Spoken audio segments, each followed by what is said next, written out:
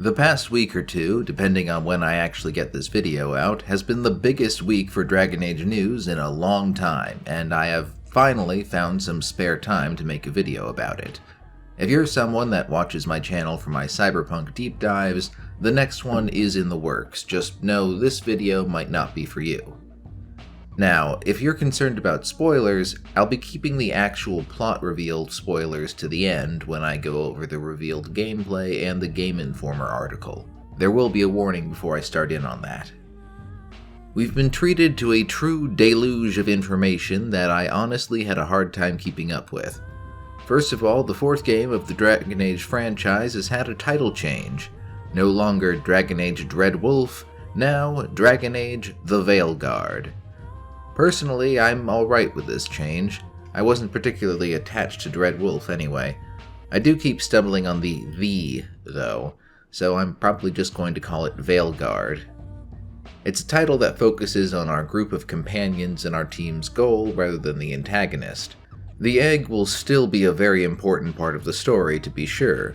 We've been told that by leaks and the revealed gameplay, but there will be other enemies, other gods that we need to be concerned about.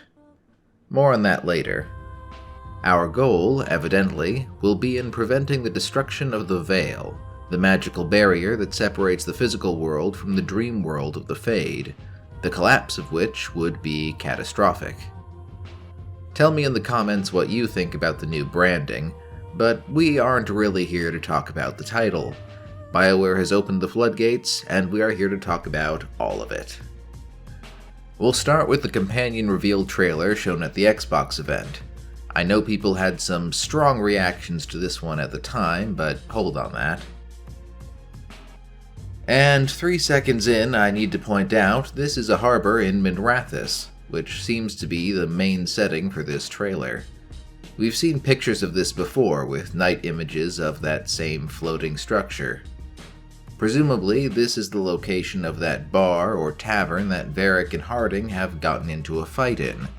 So first confirmation is that Minrathous, capital of the Tevinter Imperium, is a major location. Also, this is game engine footage, but that isn't the same as this actually looking as everything will in-game.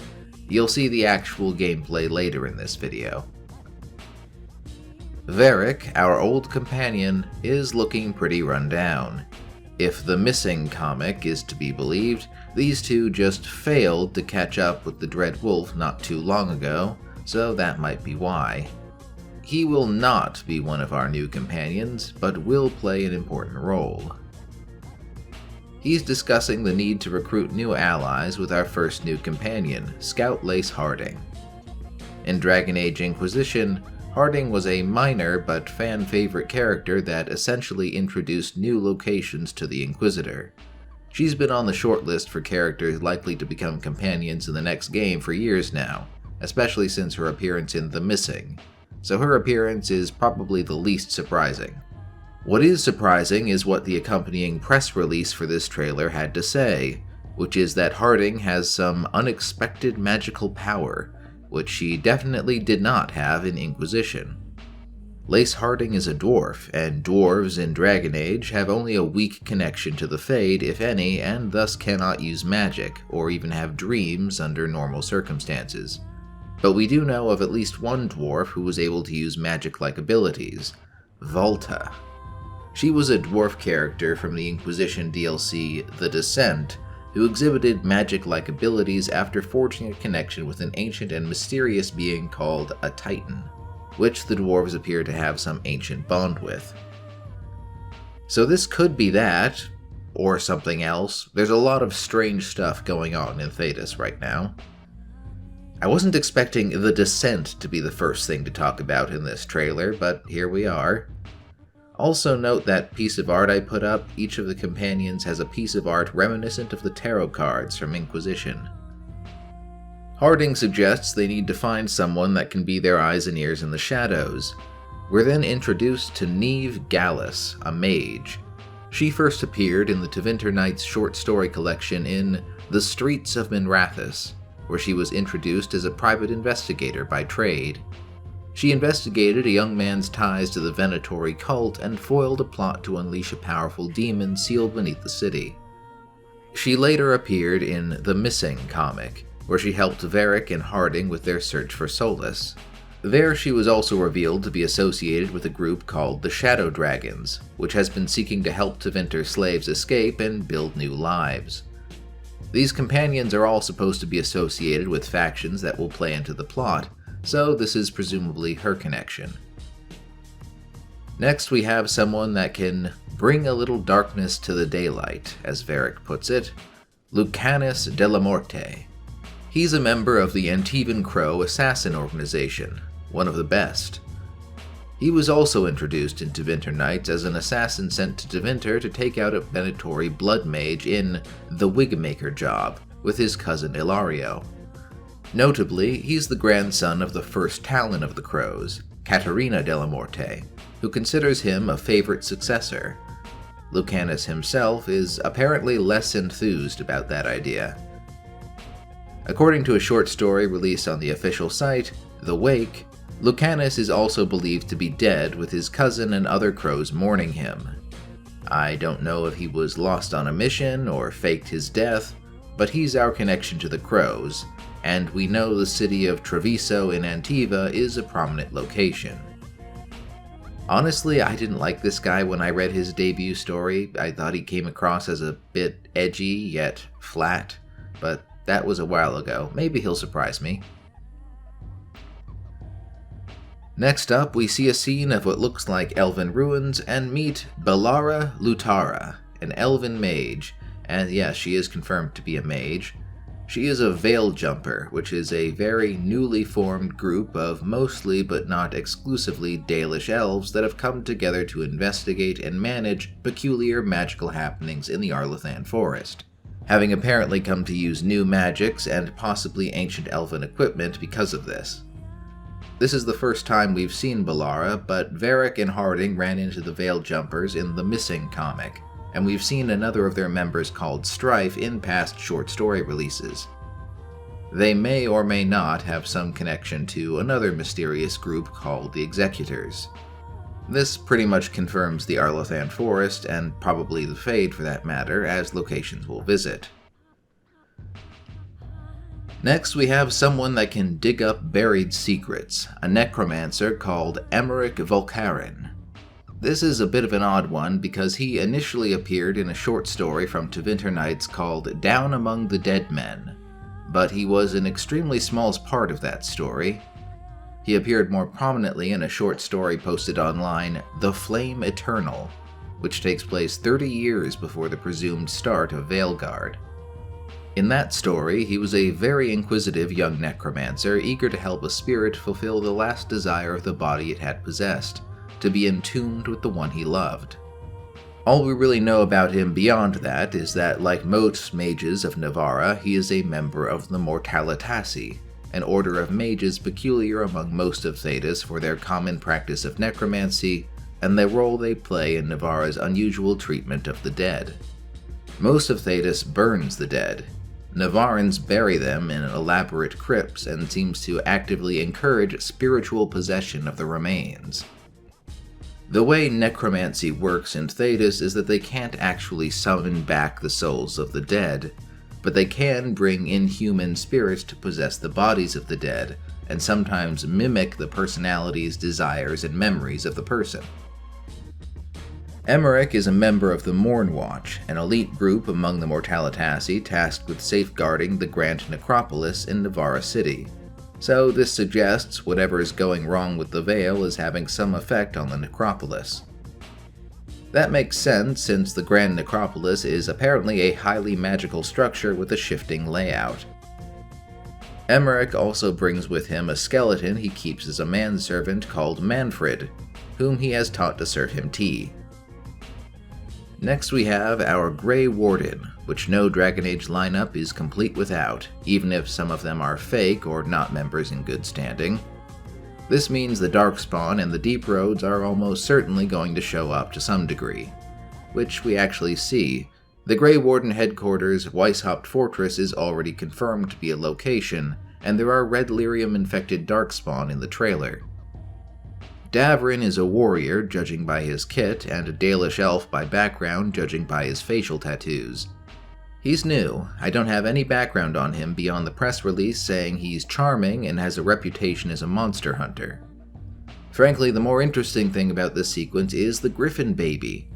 Griffins have been extinct in Thedas for centuries, but in the novel Last Flight, it was revealed that some eggs had been magically preserved and recently uncovered by the Wardens. It seems this is the first of the young griffins, which will be Davrin's animal companion, maybe? Or possibly just a temporary party member. It's definitely too small to ride now. Apparently this little guy's name is Asan, or Arrow, in Elven, and the devs have confirmed that we will be able to pet and hug Asan. Lastly, Harding thinks they may need someone with experience hunting dragons. Thus we have our final member, Tash. We don't know much about her yet, but the press release describes her as allied with the Lords of Fortune, that she lives for adventure and doesn't mind taking a few risks.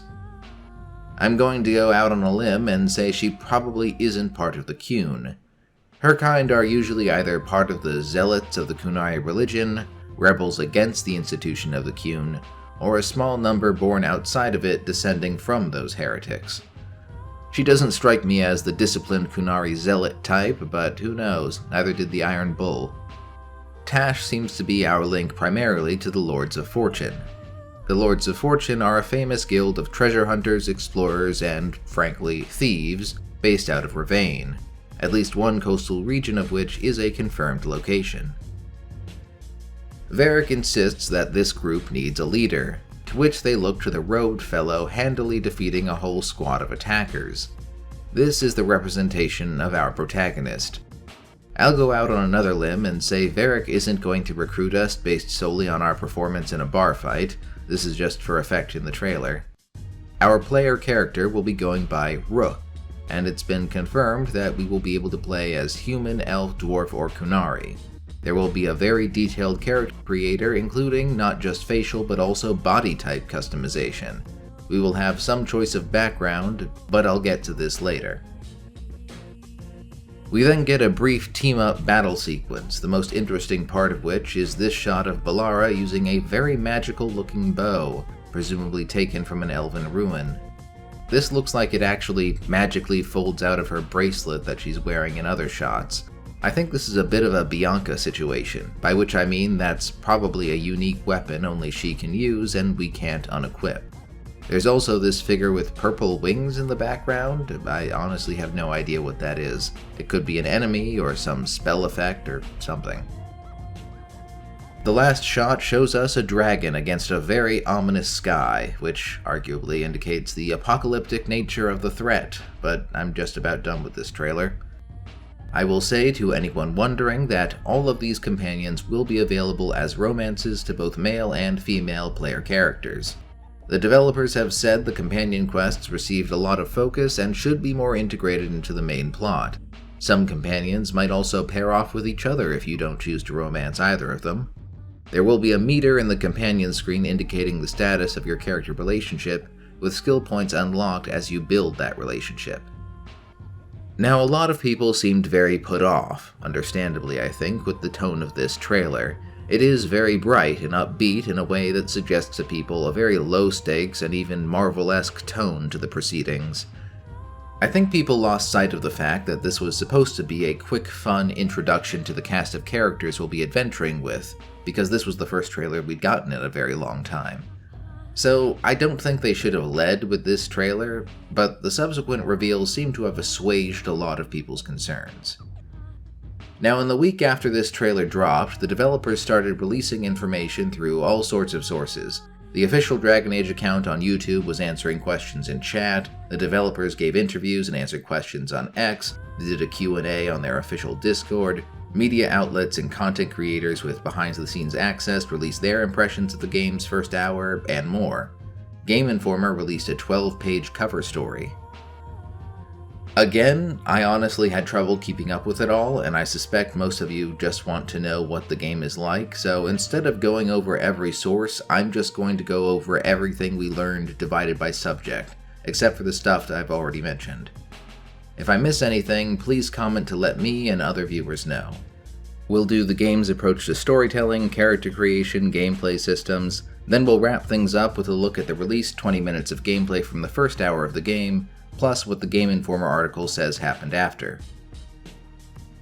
Alright, first, more generally, the developers have really been hammering home the point that this is a very narrative and storytelling-focused game, trying to send the message that this is a bit of a return to form in that respect, being focused on story and characters with many more linear levels than the previous BioWare titles like Inquisition and Andromeda, with absolutely no intention of being an online multiplayer game like Anthem.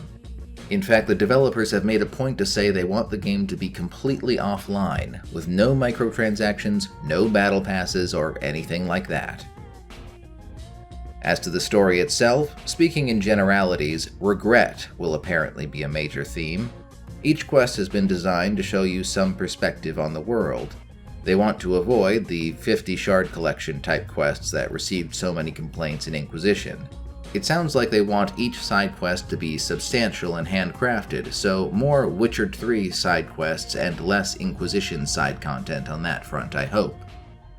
I'm leaving more specific spoilers about the story until later. The character creator, according to first impressions, is the most detailed the franchise has ever had. Not only will we have facial and body customization, but also background customization. Specifically, the creator will have several tabs: lineage, appearance, class, faction, and playstyle. Lineage is just the racial background choice: human, elf, dwarf, or Kunari.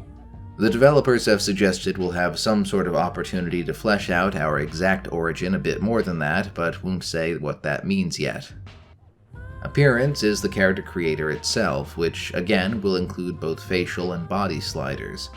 The devs have emphasized special attention paid to the hair options, and indeed we've had screenshots of characters with longer hair. Gender and body type choice will be separate, in addition to other customization options.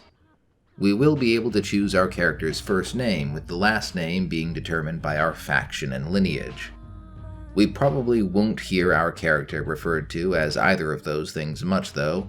Rook is the nickname other characters will refer to us as, which is something we got sometime before the game's story. I'd guessed it was probably a code name or something, so it seems I was right. Class is the classic warrior, mage, rogue trinity of Dragon Age, each of which will have 3 specializations. We have some images of the skill tree for each class, which the developers have compared to the sphere grid system of Final Fantasy X. So for warriors, the specializations are champion, reaper, and slayer. For rogue, they are duelist, saboteur, and veil ranger. Lastly, for mages, they are deathcaller, evoker, and spellblade. We don't have many specifics as yet about how these will work in-game, but it seems I'll get the melee mage build I want. Each class will also apparently have an ultimate ability. Faction is effectively our character's background, being a member from the start of one of 6 factions. Those are the Grey Wardens, Antivan Crows, the Lords of Fortune, Mournwatch, Shadow Dragons, and the Veil Jumpers. These backgrounds will be reflected in how others react to our character. Lore-wise, all these factions are open to all races as well as both mages and otherwise, even if it's less common. Sure, the Mournwatch is primarily an order of mages, but they do have fighters that work with the mages. Similarly, most Antivan Crows would probably fall into the rogue box, but there's no reason a warrior or mage couldn't be a member as a rare event. The Veil Jumpers are also described as being mostly Dalish elves, but they've had people from various backgrounds join up to help investigate the Arlathan forest. Gameplay-wise, each faction will have 3 unique bonuses, including being able to carry extra potions or having a damage bonus for certain kinds of enemies. Playstyle refers to gameplay options that are described as being very granular, including the size of parry windows. For those that don't want to worry about combat and just focus on the story and characters, there will be an option to just make your character unable to die. There will also be an opportunity to select choices from past games. Essentially, they've taken the functionality of the Dragon Age Keep web app used to build world states for Inquisition and placed it in the game. There will not be any integration with the Keep, apparently. The big exciting story, though, is that we will be able to customize past game protagonist, the Inquisitor, in the character creator, both in choices and character model. It is confirmed, the Inquisitor will appear in Dragon Age: The Veilguard. We don't know any more than that, but my soulless romancing Inquisitor would like a word with him, so I'm hopeful that might actually happen. Now, a little bit about the world. We didn't actually learn a ton that we didn't already know, but at least Minrathous is confirmed as a major location. The locations will be a mix of more linear mission levels and some more explorable areas that can be revisited, though it's not clear to me if any will be as big as the Dragon Age Inquisition areas. From past trailers, we know this will include Weishaupt Fortress in the Anderfels, headquarters of the Grey Wardens, the Qunari-occupied Antivan city of Treviso, and a coastal region of Ravane. The devs also said there would be an excursion to the Deep Roads, though we don't know any specifics. My hopes for a visit to Kal Sharok remain intact. We've also had screenshots and the gameplay trailer confirming what is likely the Grand Necropolis of Navarra and the elven ruins of the Arlathan Forest as locations. We will be working out of a hub location that allows us to travel to these locations quickly and magically.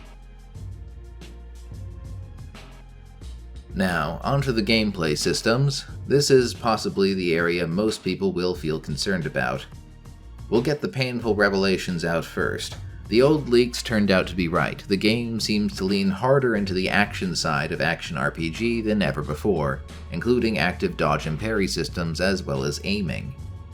The developers have said it's still more on the RPG side than Mass Effect is, but you can definitely see some Mass Effect DNA in the released gameplay. First of all, we will only have 2 immediate party members at a time, instead of the usual 3 we've come to expect from Dragon Age.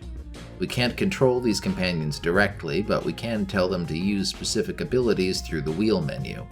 This is still pause and play combat to a degree.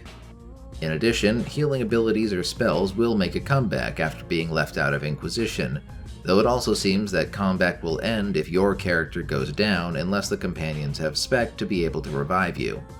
There will apparently be a focus on creating combos with your companion characters.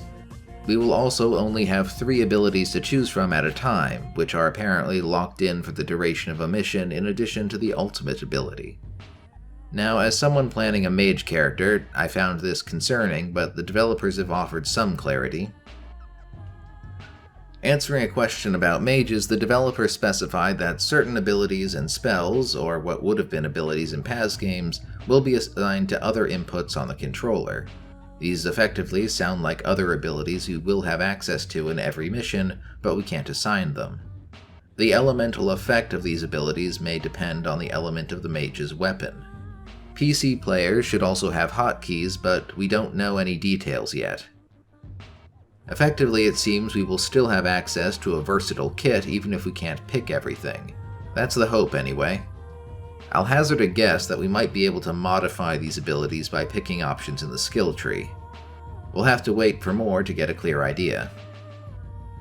On the dialogue side, it looks very similar to Inquisition. Rook's dialogue responses will be arranged around a wheel with paraphrases and tonal symbols to help players decide what to say.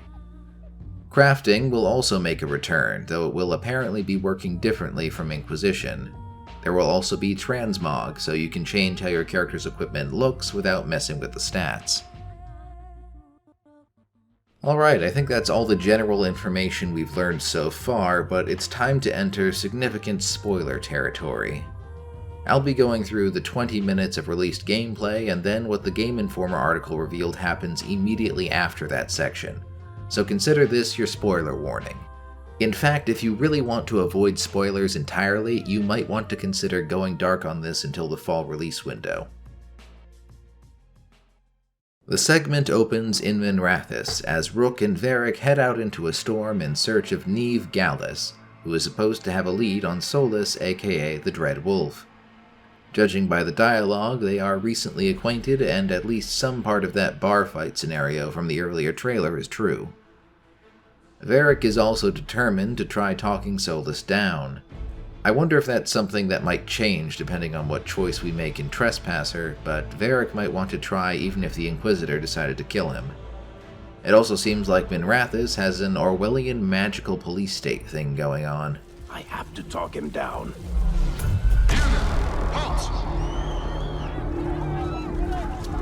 Wait! But I didn't do anything! Get down. Are they after us? Is it because of the bar? Word travels fast in Minrathous. We've got to help her.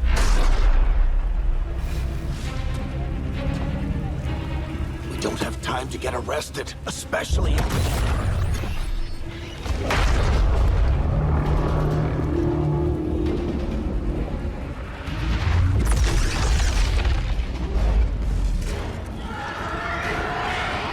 Oh, crap. We're too late. The ritual started. But if we hurry, we can still stop Solus before it finishes. Let's go! So it seems the game is starting with what I would have guessed would happen at the end of the game. The Veil is breaking down and demons are flooding the streets. Solus has begun his ritual and our heroes must rush to stop him. Varric and Rook soon meet up with Scout Harding, who's been helping civilians. We learn that Neve was supposed to meet Varric and Rook at the bar earlier, but she's been kidnapped by the Venatori. From what we know of her history, pissing off the Venatori is a bit of a pattern for her. They head off through the city to free her from the cult. I won't be analyzing these combat sequences in detail. I'm in these games for story and characters primarily, so that sort of analysis isn't my thing, but please look for yourself. Eventually they find Neve, whose weapon appears to be some sort of scepter rather than a full staff. It would be nice for mages to get some other toys to play with other than staffs. She had the situation under control. Neve has also found signs of ancient magic, including a probable location for Solus's hideout. We haven't got a lot of time. Varric said you had a lead on Solus? You get right to the point.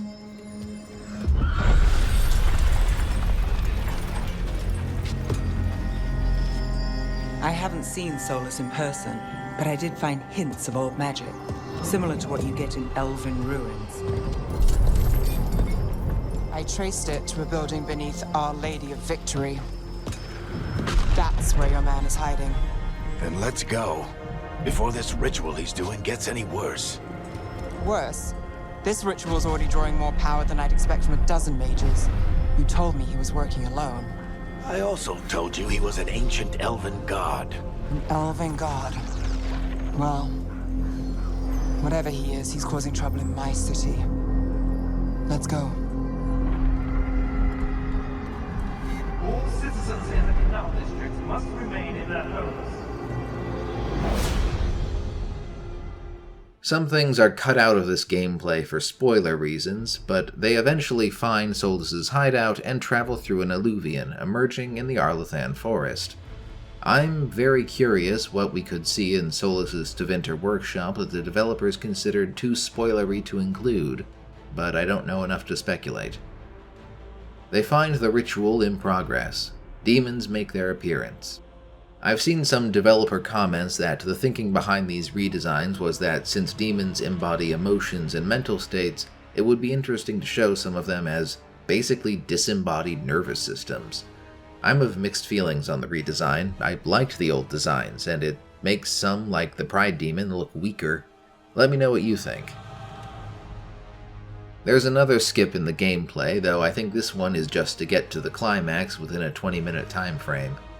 Again, let me know what you think of the Pride Demon, which seems to be the boss of this section of the game. I don't hate the design, it just seems a bit small to me, less substantial and threatening.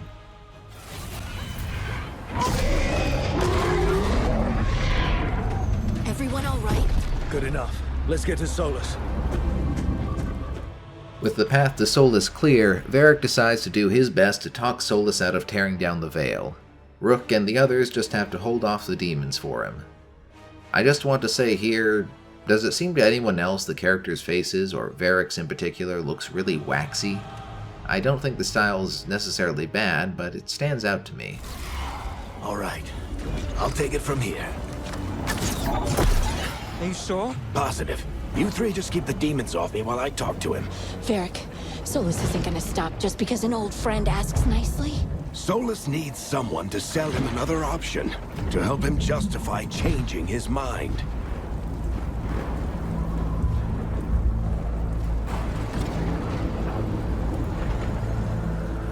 Come on, Varric. We didn't come all this way just to talk to him. He was my friend, Rook. I gotta try to reach him. But if he won't listen to me, then he'll hear from Bianca. More demons. So Rook and the others are diverted to kill demons while Varric tries and fails to talk Solus out of his plans, insisting that he's taken precautions to minimize the damage. Varric pleads and raises his crossbow, prompting Solus to destroy Varric's beloved Bianca. The dwarf can do nothing but watch as Solus completes his work. That leaves it to Rook and team, with Rook suggesting knocking down some of the statues right on top of Solus by destroying some scaffolding. Though Neve warns interrupting a ritual like this will have consequences, they nonetheless manage it, and then...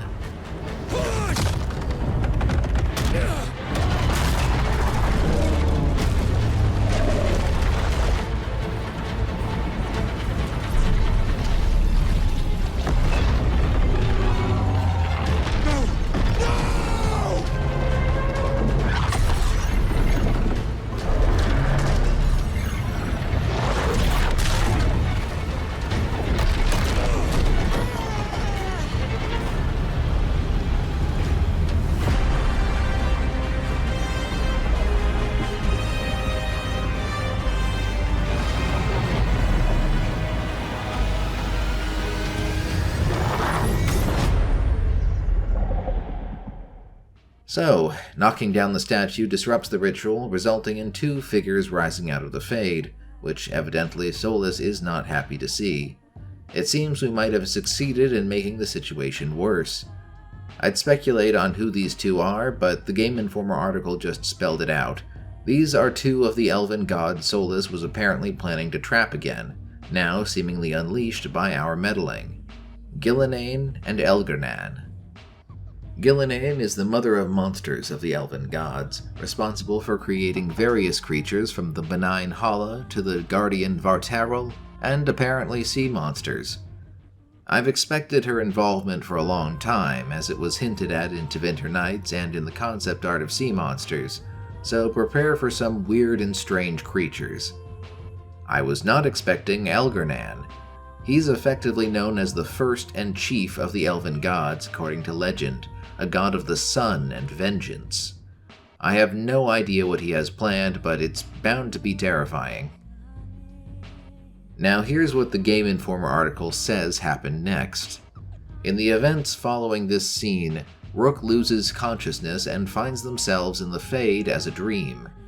There Rook talks to Solus, who reveals that Solus himself is now trapped in the Fade thanks to Rook's meddling, while the two Evanuris walk free.